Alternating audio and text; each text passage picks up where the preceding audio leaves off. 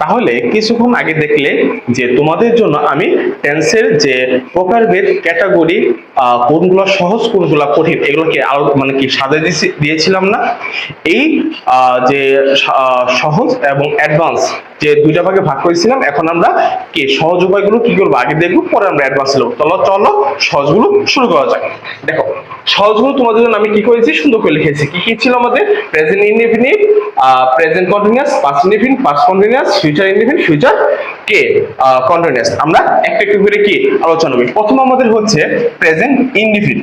Present indefinite কে চেনার সবচেয়ে সহজ এবং উপায় হচ্ছে বর্তমান সময়ে এমন একটা কাজ থাকবে যেটা সাধারণ থাকবে, তার সাথে কোনো আগে পিছিয়ে বা কোনো এত ঝামেলা থাকবে না। সাধারণ বাক্য, সাধারণ ঘটনা, অভ্যাস, চিরন্ত সত্য, এমন টাইপের যদি কথাগুলো বা বাক্যগুলো সাধারণ সময় বোঝায়, সেগুলো আমাদের কি প্রেজেন্ট কে ইনডেফিনিট। আর প্রেজেন্ট ইনডেফিনিট স্ট্রাকচার কি থাকবে আমাদের?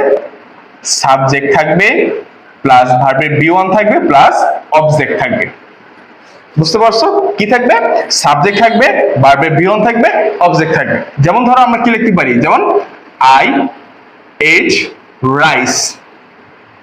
তাহলে এখানে দেখো আমাদের সাবজেক্ট আছে, ভার্বের কি আছে বি1, বি1 আছে না, পরের শেষে কি আছে আমাদের এই অবজেক্টটা আছে। তাহলে আমি ভাত খাই, তাহলে কি বর্তমানে কি এটা কি আমাদের সাধারণ ভাষায় কথা বলতেছে না, আমি ভাত খাই, এটা আমি বর্তমান সময় একটা কি অভ্যাসের কথা বলতেছি না বা কাজের কথা বলতেছি না, এটাই হচ্ছে আমাদের কি বর্তমান সময় একটা কাজ। এই বর্তমান সময় কাজটা হচ্ছে আমাদের কি প্রেজেন্ট ইনডেফিনিট। আর প্রেজেন্ট ইনডেফিনিট স্ট্রাকচার কি থাকবে? সাবজেক্ট থাকবে, ভার্বের বি1 থাকবে, অবজেক্ট থাকবে। ঠিক আছে, আশা করি তোমাদের কি এই জিনিসটা বুঝতে সহজ হয়েছে। চলো আমরা 2 নাম্বারটায় চলে যাই। 2 নম্বরে দেখো আমাদের কি বলেছে। 2 নম্বরে আমাদের আছে যে কি প্রেজেন্ট কন্টিনিউয়াস। প্রেজেন্ট কন্টিনিউয়াস তোমাদের একটা কি সহজ উপায় শিখিয়ে দিই, যেটা তুমি কি সকল টেন্সে মানে টেন্সের যে 12টা স্ট্রাকচার আছে সেখানে তুমি এই জিনিসটা ব্যবহার করলে তোমাদের কি অতি সহজেই তুমি এই কাজটা করে ফেলতে পারো।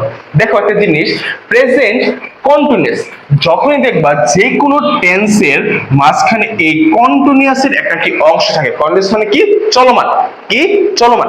বাক্যে যদি কোনো কাজ চলমান থাকে তখন তুমি কি করবা, সেটাকে কন্টিনিউয়াস ধরবা। ঠিক আছে, আর কন্টিনিউয়াস একটা বৈশিষ্ট্য হবে সে সব সময় কি করবে, ভার্বের সাথে কি একটা আইএনজি লাগিয়ে দিবে। কি লাগিয়ে দিবে?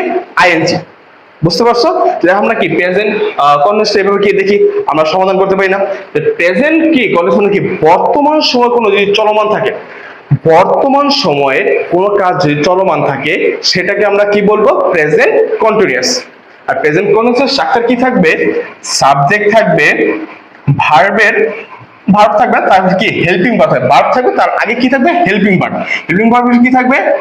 এম, ইজ, আর থাকবে তার সাথে কি থাকবে? ভার্বের কি বি1 প্লাস আইএনজি থাকবে প্লাস অবজেক্ট থাকবে। বিষয় বুঝতে পারছো? একটা সেন্টেন্স দিয়ে আমি বুঝাই দিই। যেমন কি লিখছি, I am walking, WALKING, walking, I am walking. এখানে দেখো I am walking in the market, এটা দিলাম। তাহলে দেখো এখানে আমাদের সাবজেক্ট, এই যে আমাদের সাবজেক্ট আছে, পরে কি এম, ইজ, আর, এই তিনটা হেল্পিং ভার্বের মাঝে একটা আমাদের আছে না, এই যে দেখো একটা আছে, আছে না? এবং এই তিনটা হেল্পিং ভার্বের থেকে পরে আমাদের কি বসাতে হয়? ভার্বের বি1। এই দেখো ওয়ার্কে আছে, ঠিক আছে, পরে আমাদের কি বসাতে বলছে? আইএনজি। এই যে আমরা আইএনজি বসে কি করেছি? ওয়ার্কিং করে দিয়েছি। ঠিক আছে, পরে আমাদের অবজেক্ট যদি আমরা ধরি, যেটাকে ধরলাম মানে ইন দা মার্কেট, এটা আমাদের কি হয়ে যাবে? অবজেক্ট। এখন তোমাদের মনে প্রশ্ন আসতে পারে যে স্যার তো এম, ইজ, আর এই তিনটা সম্পর্কে বললো না, কখন কোথায় ব্যবহার করব? যদি দেখো সাবজেক্ট কি আছে? আই আছে, তখন আমরা কি বসাবো? এম বসাবো। যদি দেখো সাবজেক্টটা কি থাকে? থার্ড পারসন সিঙ্গুলার আছে, তখন আমরা কি বসাবো? ইজ বসাবো। আর বাকি সকল ক্ষেত্রে আমরা কি বসাবো? আর বসাবো। নিশ্চয় বুঝতে পারছো? যদি থাকে কি হি থাকতো, তাহলে হি থাকলে আমরা কি বসাইতাম? ইজ বসাইতাম। দে আছে, দেটা হচ্ছে কি প্লুরাল, প্লুরাল থেকে আমরা কি বসাবো? কি আর বসাবো। ঠিক আছে, আশা করি তোমরা কি এটা বুঝতে পারছো। আর সবচেয়ে বড় গুণ কি হচ্ছে কি কন্টিনিউয়াস থাকলে কি ভার্বের সাথে কি বসে? আইএনজি বসে। ঠিক আছে, তো চলো আমরা তৃতীয় নাম্বারটিতে চলে যাই। তৃতীয় নাম্বার আমাদের কি আছে দেখো তো, কি আছে আমাদের? কি আছে? Past indefinite. ইনডিফিনিট মানে কি ছিল, আমাদের সাধারণ ছিল। ইনডিফিনিট কি ছিল, সাধারণ।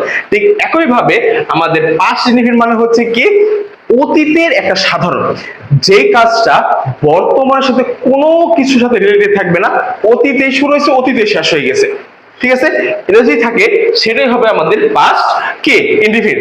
আর পাস্ট ইনডিফিনিট স্ট্রাকচার কি থাকবে, আমাদের সাবজেক্ট থাকবে, ভার্বের বি টু থাকবে, আর কি থাকবে, অবজেক্ট থাকবে। ঠিক আছে, আমরা কি বাক্য দিয়ে বুঝি। ধরো কি লিখছি, I watch in the school. তাহলে দেখো I walk in the school, তাহলে এখানে আমাদের কি আছে, সাবজেক্টও আছে, ভার্বের বি টু আছে, এবং এই অংশ কি আমার আদার্স অংশ মানে কি অবজেক্ট হিসেবে আছে না। তাহলে আমাদের এখানে কি অতীতের কি একটা কাজ কি কথা বলতেছে না, যেটা কি বর্তমানের সাথে কোনো কথা আছে, অতীতের সাধারণটা কি বাক্য থাকবে, সেটার মধ্যে আমাদের কি প্রেজেন্ট ইনডিফিনিট। আর প্রেজেন্ট ইনডিফিনিটের কি স্ট্রাকচার কি থাকবে, কি সাবজেক্ট থাকবে, ভার্বের বি টু থাকবে, অবজেক্ট থাকবে। তোমাদের এখানে একটা কথা শিখিয়ে দিই, যদি দেখো কখনো ভার্বটা রেগুলার আছে, তখন আমরা কি ব্যবহার করবো, শুধু ভার্বের সাথে ইডি করলেই কি ভার্বটা আমাদের কি বি2 ফর্মে চলে আসছে। বি2 ফর্ম মানে কি, পাস্ট ফর্ম। ঠিক আছে, আর যদি দেখো ভার্বটা ইরেগুলার ফর্মে আছে, তখন আমাদের ওই ভার্বটা কি একটু চেঞ্জ হয়ে যায়। ঠিক আছে, তখন সেটাকে প্রেডিক্ট করা একটু কঠিন হয়ে যায়। আমরা অন্য একটি ভিডিওতে রেগুলার ভার্ব এবং ইরেগুলার ভার্ব নিয়ে আলোচনা করব। আজকে আমরা শুধু এটুকু সম্পর্কে জানি যে রেগুলার ভার্ব যদি থাকে তাহলে আমরা কি লাগাবো, ইডি লাগাবো, আর যদি ইরেগুলার ভার্ব থাকে তাহলে আমরা কি লাগাবো, মানে কি ওটা আমাদের একটু মুখস্থ করতে হবে। ঠিক আছে, ওটা সম্পর্কে আলোচনা করব।